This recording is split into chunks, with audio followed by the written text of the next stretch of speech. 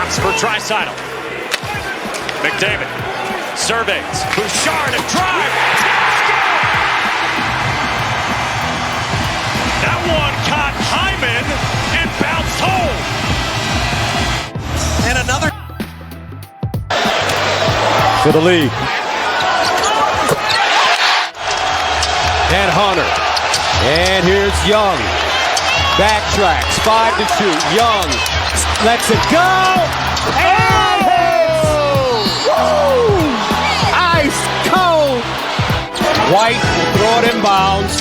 Inside, Horford poked away with .5 to go. They bring Capella in to guard the ball. Smart, .5 to go. Tatum lets it go. And that's it. Uh-oh, Boston playing with their food. The Hawks win one. This is interesting to see. A daily sports podcast and video cast or whatever. News Narratives takes gambling. Got some gambling news. Today's Controversial Wednesday. It's on YouTube. It's on Spotify, etc. What a great three letters, etc. are in the English language. The Hawks beat the Celtics. The Celtics were up 3-1 in this series, heading into Boston to close it out. That game 5, man. If you're ever down 3-0 or 3-1, well, I guess in order to be down 3-1, to come back from either of them, you have to win game 5. Usually, the home team is the team that's up 3-1, so that means the game 5 is at home, and you're like, it's home ice advantage, home court advantage, whatever. Better win game 5, man, because now they're going home, and if they win game 6, you'll be in your head. Trae Young, I think that the Hawks were down, I don't know, I forget, 10 to 15 points, somewhere in there, like a reasonable amount, like 3 to 5 possessions-ish. Trae Young, ice cold, man. Look how far out he was when he hit this shot. Let's go back to the highlight. There we go. Watch one more time. Look how far out he is. Here's Young. Backtracks, 5-2. Young lets it go. And Bruh. He's like, I ain't even fucking around. Let's just take this shot. What a guy. And now the Celtics need to panic. They are in panic mode, and they should be in panic mode because if they get come back on and they don't even make it to the Sixers series, the Sixers got out of there.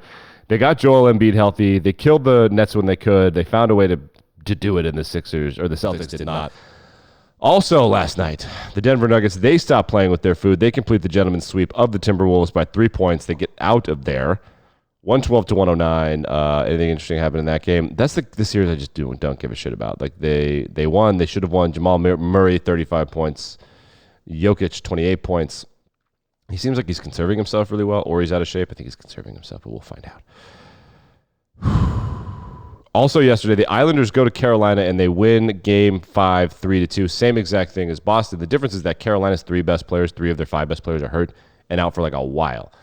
So it's not the same thing as them melting down. Their best players are out. They lost one of them before the playoffs started. They lost 2 of them in the series. Like, it's totally possible that the Islanders can come back just because the Hurricanes are hurt.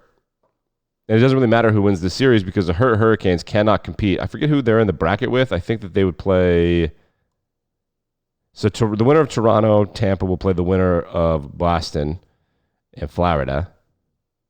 And then in New York and New Jersey. So also, Joyzy going back to Newark for that series. It's tomorrow. What do we have today? Seattle and Colorado. So let's stick with the NHL for right now. Cale Makar suspended for a dirty hit.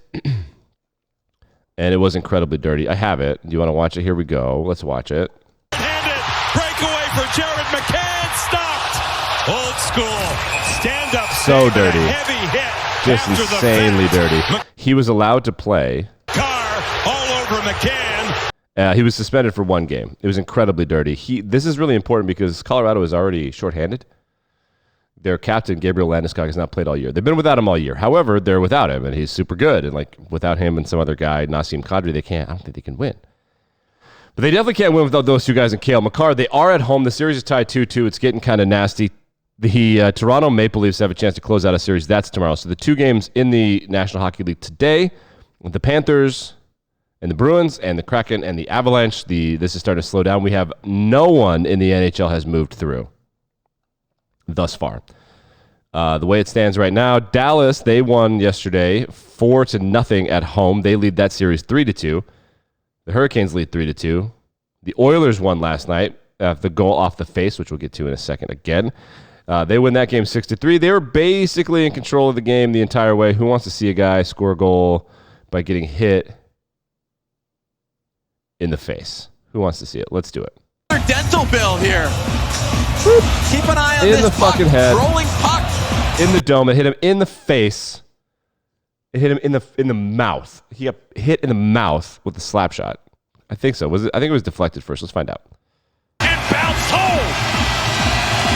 And another dental bill here. Nope. Keep an eye on. Absolutely not. Just hit him right in the face. Right in the kisser. Controversial Wednesday. Wait, do we have to go back to the association? Anything else to catch up on the association? There were only 4 playoff games last night. A bit of a disappointment. I like it when there are like 30. There are now 2 teams through in the association. The Nuggets and the Sixers, they're through. The games tonight are Lakers-Grizzlies. The Lakers have a chance to close out Memphis. LeBron and Anthony Davis like old and decrepit. I don't think they're going to. Flying across the country is not great for them. The Knicks and the Cavs. The Knicks can close out their series tonight as well. And then late night, the Heat can close out their series with 3 series that are 3-1 in the association tonight. Heat can win on the road. Knicks can win on the road. Lakers can win on the road and get out of there. Late night, Warriors versus Kings. That series is knotted at 2. I have no read on that. The Warriors are maybe better. The Kings are maybe better. De'Aaron Fox broke a finger. I don't know if he's in or out. Should we look that up? I guess we could look that up. De'Aaron Fox. Warriors roundtable. Will De'Aaron Fox be himself in Game 5? So he's going to play. Okay, good. That's what you like to see. That's absolutely what you like to see. Let's talk about the University of Colorado football team. They had their spring game, and it was a big deal. It went viral because last year's spring game, like 25 people attended. This year's spring game sold out. Primetime's there. After the spring game, I think it was, I want to say 12 to 15 people, somewhere in there, announced that they were transferring, which happens all the time after the spring game. The spring game is like your spring finals, or like it's kind of like a midterm exam for football players. It's a good opportunity for people who are competing for a spot to find out if they really have a shot at it. For example, Arch Manning, who could have started this year at Texas, is not going to start. He did not win the starting job. He got annihilated by Quinn Ewers, who is really good and is going to be a good pro. That's an example, right? So a bunch of people find out they're not going to play the way they want. The transfer portal is open. They're going to do it. However, apparently, Deion Sanders is not letting coaches for new recruits have the film that they need. For the coaches who are trying to recruit me, I'm sorry, I will not be able to get y'all my film from practices last season since I'm not allowed to have it because the head coach of CU won't allow it. This is very unlucky. If you have questions, just text me. And then someone else says, hey, we all need our film. They don't have film. They're not going to give them their film, which is, I think Deion's going to be too disruptive. This has bad shit written all over it. In addition to this, at the spring game, a bunch of people, I think that recruits feel like they were lied to, or Deion's just not paying players correctly now that there's money involved. 4-star cornerback Juwan Johnson tells me he has decommitted from Colorado. Lafayette, Louisiana native, committed to the Buffs since February. He has 23 offers, including LSU, Florida, the SEC, etc. One of the biggest wide receivers at Colorado that transferred there is transferring out. So this is going to be a whole thing. I don't think it's going to go well for we can disrupt. You can't disrupt too much. And these players want to make money. The dude from Lafayette does not want to live in Boulder for free. He doesn't want to learn football. He doesn't go there to learn football from you. He wants to go to the show. And he wants to make money and be famous. The problem with college football head coaches is that you also have to be dad and you also have to be a general manager. And I'm worried that Deion is going to have his ass kissed a little too much to understand it. But there's a bit of a weird Black Monday vibe to all the transfers, and the vibes were so high. So many people went to Colorado for the spring game. They were like, yay, spring game. But then all these people left, and they're like, he's holding our film hostage with what's going on. Some good news now. Controversial Wednesday, a bit of a dud this week. We can talk about Max Scherzer's suspension. He got suspended for sweat and rosin. That's going to play out over the summer, and I just don't have the energy for baseball cheating scandal right now. We'll do it after the playoffs.